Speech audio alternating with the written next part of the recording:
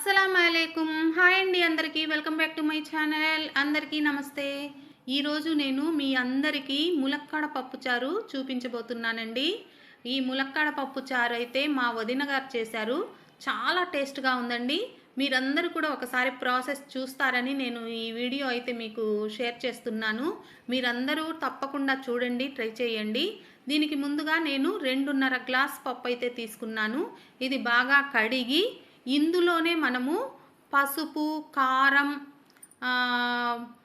ఉల్లిపాయలు, టమోటా అన్నీ వేసేసి స్టవ్ మీద పెట్టేసేయడమేనండి. చూసారా, 2 పెద్ద సైజు ఉల్లిపాయలు అయితే వేశారు.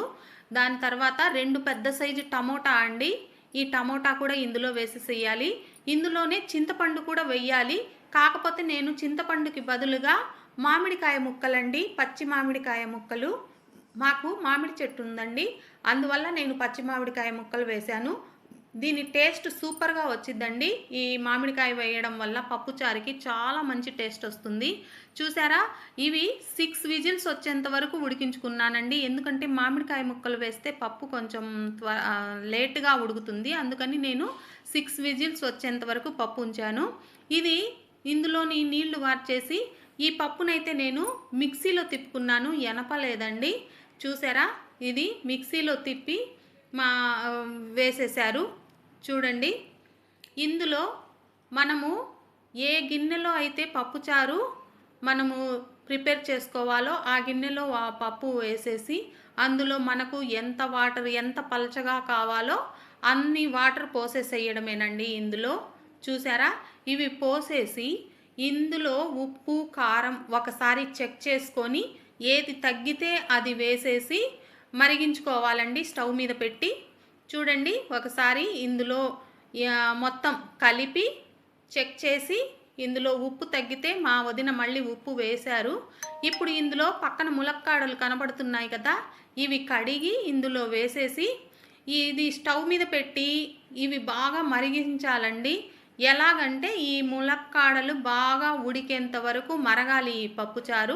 అప్పుడు ఈ ములక్కాడ ఫ్లేవర్ అయితే ఆ పప్పులో చాలా బాగా వస్తుందండి. చూడండి, ఇలాగా ఇందులో ఏ ఉప్పు, కారం తగ్గినా మనం మళ్ళీ వేసుకోవచ్చు, ఇబ్బంది ఏం లేదు. చూడండి, నాకు కొంచెం ఎక్కువ పప్పుచారు కావాలి కాబట్టి నేను కొంచెం ఎక్కువే కావాలని చెప్పాను. అందుకు మా వదిన పెద్ద గిన్నె పెట్టారు.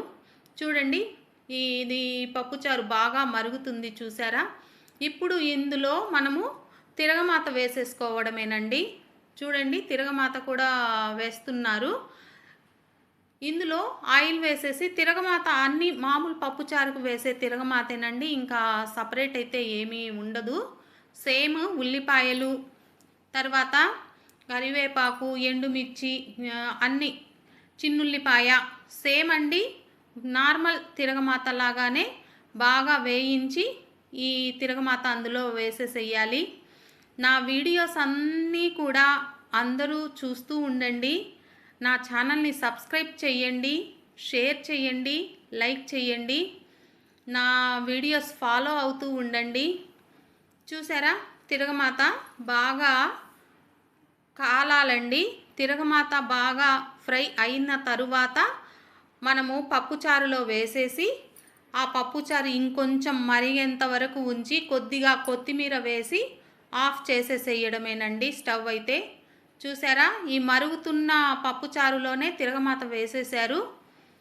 వేసేసి కొంచెం సేపు మళ్ళీ మరిగించారండి. ఇది మరిగించి ఆఫ్ చేసేశారు పప్పుచారుని. చూడండి, పైన ఇలాగా పప్పుచారుకి ఇలా రావాలండి. అలా చిక్కగా నురుగు నురుగులాగా కనపడితే మనకు చాలా టేస్ట్గా వచ్చినట్టు. చూడండి, కొత్తిమీర చివర్లో కొత్తిమీర కూడా వేశారు. వేసిన తర్వాత కొంచెం ఒక్క 2 మినిట్స్ ఉంచి ఆఫ్ చేసేసారండి దీన్ని. తర్వాత దీన్ని ఒక బౌల్లోకి తీసుకున్నాను నేను. చూడండి, ఎంత బాగా కనపడుతుందో కదా పప్పుచారు అయితే. సూపర్గా ఉంటుందండి ఇది. రైస్లోకి కానివ్వండి, ఇడ్లీలోకి కానివ్వండి, చాలా బాగుంటుంది. చూడండి, నేనైతే ఒక బౌల్లోకి తీసుకున్నాను. చూసారా, ములక్కాడలు కూడా ఎంత బాగా కనపడుతున్నాయో. చూడండి, మీరందరూ కూడా ఒకసారి ఈ పప్పుచారు అయితే ట్రై చేయండి.